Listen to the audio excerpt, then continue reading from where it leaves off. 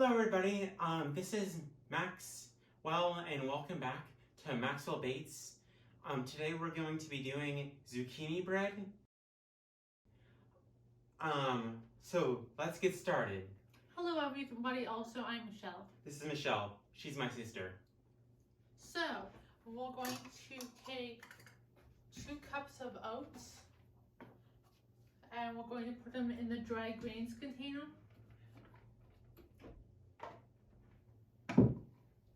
And so we're using Trader Joe's organic oats.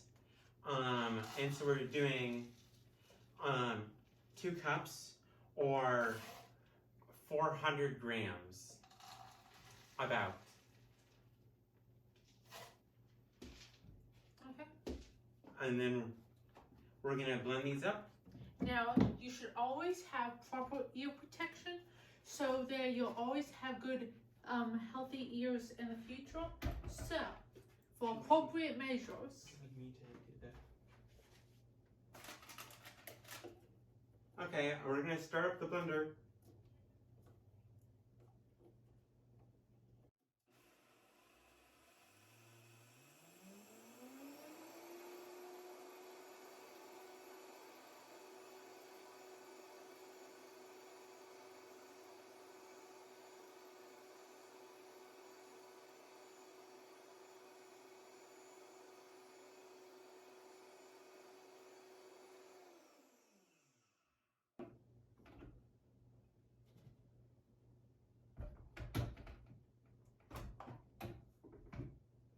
Okay, everybody, we have 2 cups of oat flour, that, and we're going to dump that into the bowl. This is a KitchenAid mixer, and we're using this attachment. and then also we're doing a double batch here. So, we're going to put another 2 cups of oats and we're going to make another 2 cups of oat flour. Or 400 grams of oats, about, depending on how heavy your oats are. And then you can choose gluten-free or non-gluten-free oats. It just depends on your preference. But we're using gluten-free oats.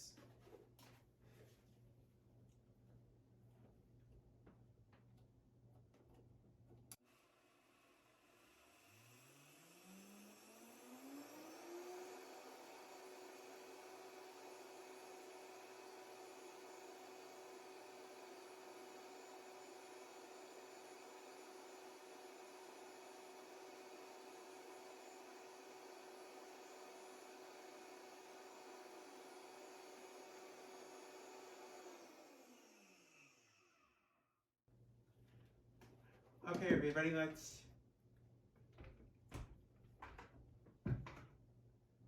Toss it into the KitchenAid. toss it into the KitchenAid. I'm going to take off the whisk attachment for right now, and then we're going to put it on when we're all ready. Okay, now next, we're going to put 1 cup of regular oats in there also. Or 200 grams. And we're not going to blend these. And if you don't have a dry grains container or something to, you can always use like a standard blender for like a wet grains container. Just a high-powered blender makes it very helpful. We really like Vitamixes. They're very, very helpful. So now moving on, we're going to put the 2 zucchinis into the KitchenAid. And I've used a peeler to peel these. Although we chopped off the ends on each side. And if you're using conventional zucchinis, make sure to wash them extra thoroughly, but these are organic. Okay, now we're going to put bananas in them. Make sure that when you're putting bananas in them, they're nice and spotty. These are just about ready. You might want them a little bit more, but if they hold them up to your ear and if they make a crinkling noise, then they're more starchy, and you want less crinkling noise because that means there's more of the starch converted into simple carbohydrates. And it won't have any of the negative consequences generally associated with green bananas. So now moving on to the flaxseed. And then I'll put 2 heaping soup spoons.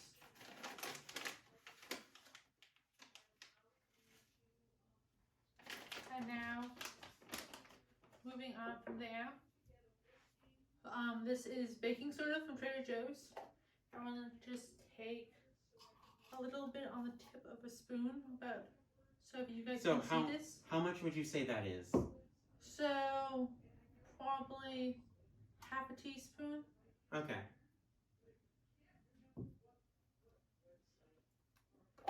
And then baking powder. Using the same spoon, how much would you say we're adding? Just about the same amount. So about half a teaspoon. Okay. So you want it to rise, but you don't want the taste of the baking soda and baking powder. So it's just a trick in trying to get them to be. Yeah, and they haven't activated yet. They don't activate until you add the apple cider vinegar in, which creates the chemical reaction with the baking soda and baking powder. Okay, so I'm putting 2.5 cups.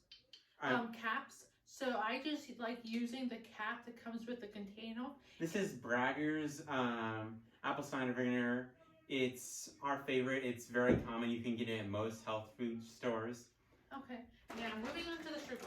You could also use a capful of Trader Joe's if you don't have Bragger's, but. So it depends on how sweet you like it. We like our zucchini bread a little bit sweeter. So we'll go, and this is a double batch. So we are doing 2 cups of sugar. It's up to your perspective.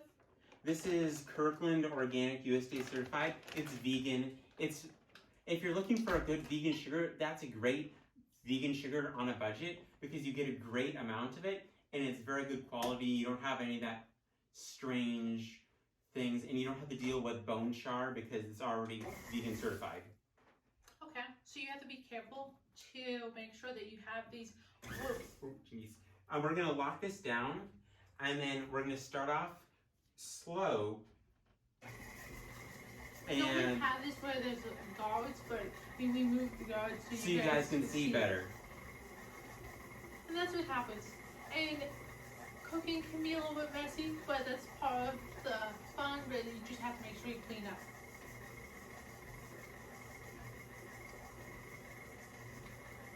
And so we locked down the mixer and we're at setting level 1. And so we're just gonna have it mix for a little bit.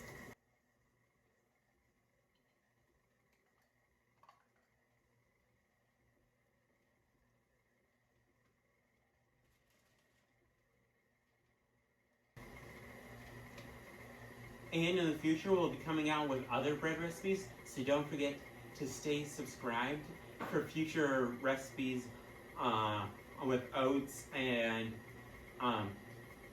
other grains for gluten-free and white refined grain-free stuff.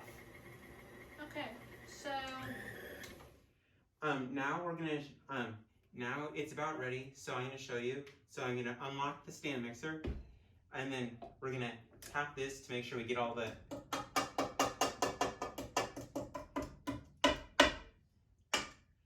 and then I'm gonna put this over here for right now while I show you guys. Okay, so this is what it looks like. And it can be a little drier than this or wetter depending on how you like it. This is about in the middle. If you leave it a little bit more wetter, it'll last longer. So it won't dry out as quickly. The only thing is, it doesn't seem to last much more than like a day in our house because it goes so quickly. It's so amazing. But I personally like it drier, but the rest of the family likes it a little wetter. But you can always toast it, so it's hard to add moisture in, but very easy to take it away. So we're going to pour about approximately half. This is the part we just winged. If you want, you can use scales, but it doesn't really make that big of a difference. I've used a scale before. It doesn't really appreciably affect the cooking time. And so this is just easier, and in the future I'll have a video on how to make perfect circles with parchment paper. This is parchment paper right here. Parchment paper works so much better than wax paper for pretty much any baking or cooking things you're gonna use. So make sure that to pick up some parchment paper because it's amazing. And then this parchment paper also is non-bleached parchment paper, which is better for the environment also. So that's why it's brown. If you might be wondering why it's brown.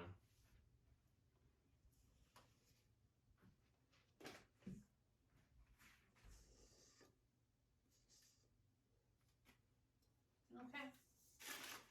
So we'll just now you just spread it out.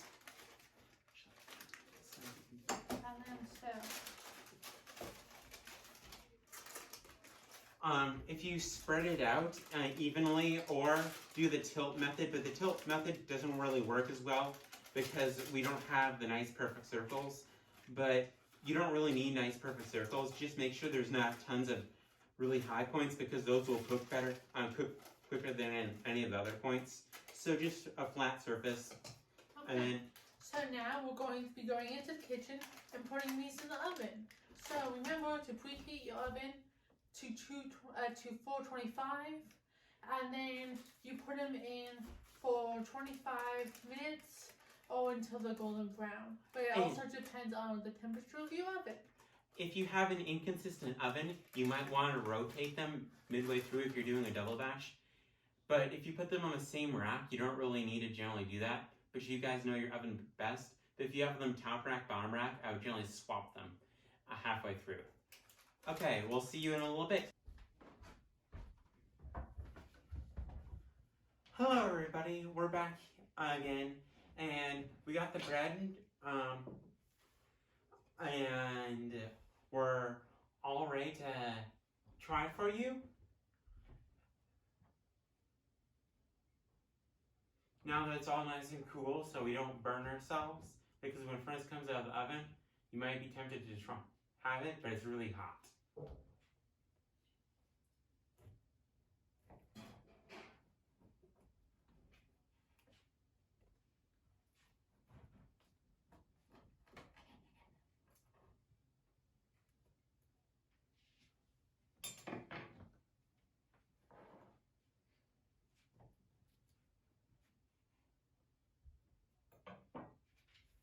So, good texture through looking at it. Has some air pockets. You have some nice zucchini ribbons. It's very moist. The moistness will allow it to stay fresher for longer. And it has a good color on the base and nice crispy top. So now we're going to try it.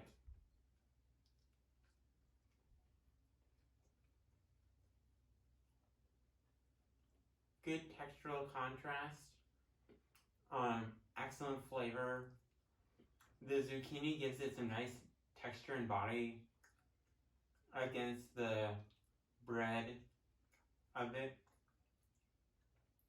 And it has an excellent flavor that would go excellent with like an English breakfast tea in the morning or during tea time.